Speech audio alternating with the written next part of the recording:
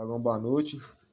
Vim aqui passar o shiur sobre Techuvá, explicar um pouquinho sobre um assunto tão grande. Então, o que eu passar aqui vai ser um pedacinho do assunto. Espero que vocês aprendam um pouco.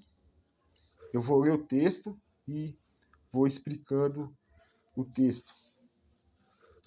A Techuvá geralmente é traduzido como arrependimento, mas Techuvá pode ser melhor entendido como conceito de retorno.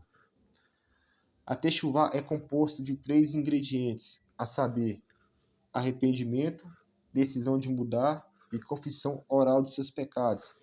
Então, para você fazer Techuvá, é necessário esses 3 ingredientes, que é arrependimento. Você se arrepende quando você sabe que errou, você se arrependeu, a decisão de mudar. Você não querer cometer esse erro novamente. Você decidiu não cometer essa transgressão mais. E confissão oral, você tem que fazer sua prece para Deus, fazer sua techuvá em forma de oração. E se for envolvendo outra pessoa, você tem que resolver com o próximo.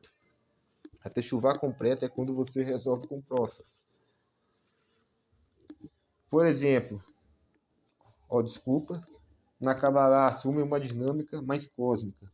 A palavra Techuvá pode ser lido como Tashuv Rei, que traduzido como devolvendo a letra Rei. O último rei do tetragrama refere-se a Mahut, reinado. É o sinônimo de Shekhinah, que é como Deus se manifesta soberano dentro da criação. Então, a última letra Rei do tetragrama, ela tem ligação com Malhut, é como Hashem se manifesta no mundo. Então, explicando aqui, trazendo isso aqui para um conceito mais básico, seria como quando você faz Techuvá, você está trazendo mais divindade para o mundo, resumidamente. Quando você faz, eu vou explicar, existem 2 conceitos, existem 2 formas de Techuvá, vamos assim dizer, 2 formas. Eu vou explicar no final do texto. Por exemplo, a Shekhinah repousa em Jerusalém, no templo, quando os judeus estão em perfeito estado de admiração. Quando os judeus pecaram, resultou no afastamento da Shekhinah e o último rei foi para o exílio. A Techuvá é o processo pelo qual o nome de Deus será novamente completo. Assim, o templo é reconstruído. A Shekhinah vai para o exílio para tirar as almas das profundezas das clipotes, como é explicado na Kabbalah.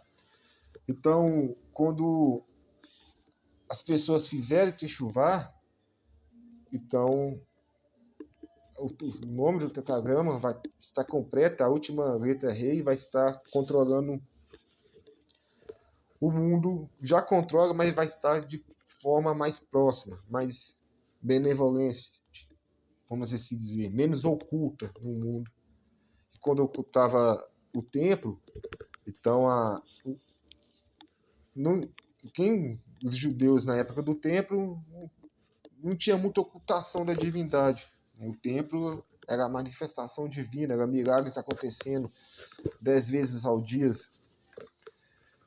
Hoje, sem o templo, estamos todos no exílio, mas quando as pessoas fizerem Techuvá, se voltar para Hashem, a Shekhinah vai repousar de forma mais visível, vamos assim dizer. Não que Hashem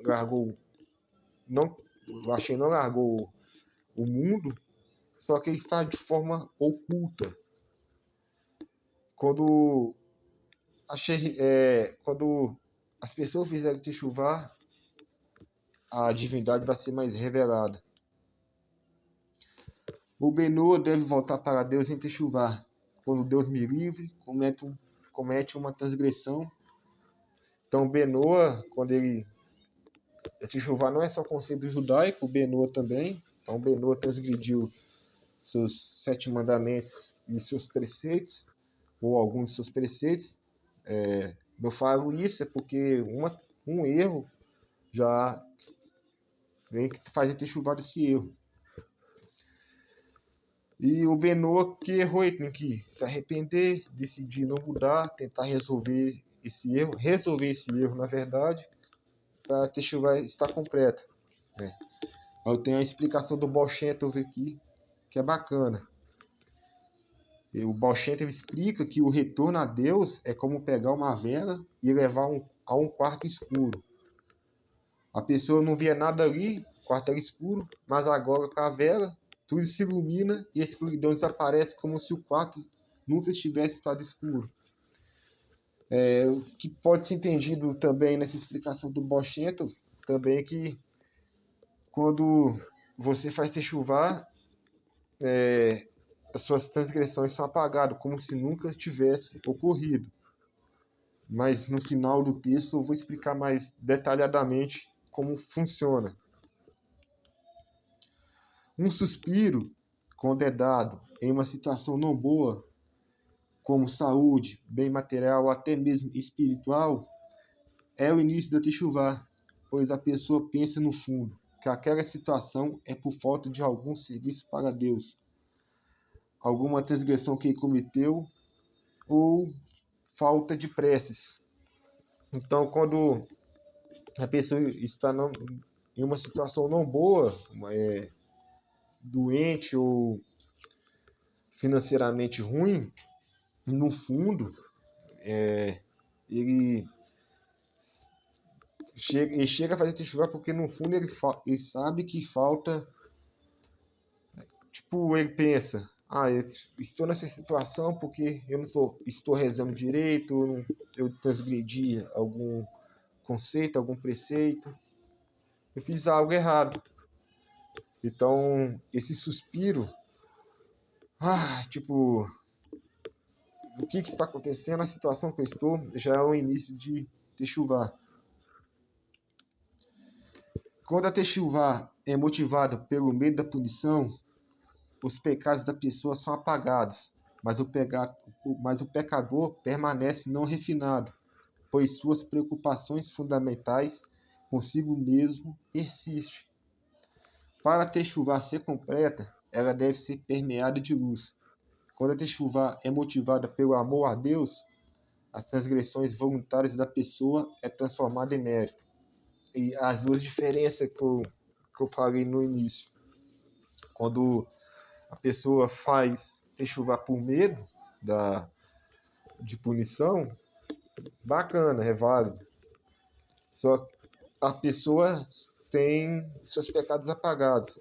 Portanto, entre os judeus, quando um judeu faz techuvá depois de uma certa idade, os outros judeus são proibidos de ficar relembrando ele os erros que ele fazia antigamente, antes da techuvá. Até a própria pessoa que fez techuvá, não é bom ficar remoendo o passado.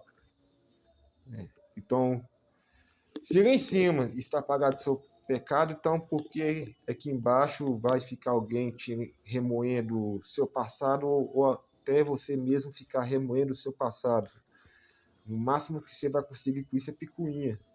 Se lá em cima está apagado, o Baruch Hashem está resolvido, de certa forma. Quando a pessoa faz techuvá por amor, ela faz techuvá porque ela ama Hashem, quer fazer os preceitos de Hashem, ela quer fazer tudo certinho, ela sobe um nível que ultrapassa o tzadik. É interessante isso. Por que acontece isso? Quando a pessoa estuda a Torá, cumpre mitzvot votos, não por motivo tão puro,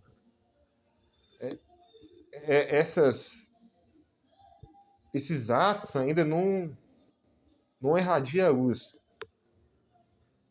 Ela está um pouco suja por causa dos motivos egoístas no cumprimento dos preceitos. Então, quando a pessoa faz uma techuvá por amor a Hashem, limpa e a luz sai. Portanto, é explicado, algumas pessoas já devem ter passado por isso, que quando a pessoa faz techuvá, ela sobe um nível espiritual muito alto. ela sobe um nível espiritual muito alto, depois vai descendo. Mas ela sobe e fica um certo período num nível espiritual muito elevado. É interessante. É por causa, pode ser que por causa que todos aqueles méritos que ele tinha, que estava com um pouco de sujeira, foi limpo e está irradiando luz. Então você dá aquela explosão, vamos entender assim. Aí você sobe. Interessante. Então a techuvá mais meritória é quando você faz, não por medo de ser punido, mas quando você realmente quer fazer o que Hashem, você quer fazer de forma positiva. Você quer ação, você quer fazer uma ação simplesmente para agradar Hashem, no qual você ama. Não porque você tem medo, não que seja errado, mas uma forma mais elevada é quando você faz porque Hashem quer que você faça. A pessoa no processo de techuvá deve afastar de más companhias e buscar cumprir mais mitzvah, aprimorando a maneira de cumprir as mitzvah. Então, a pessoa que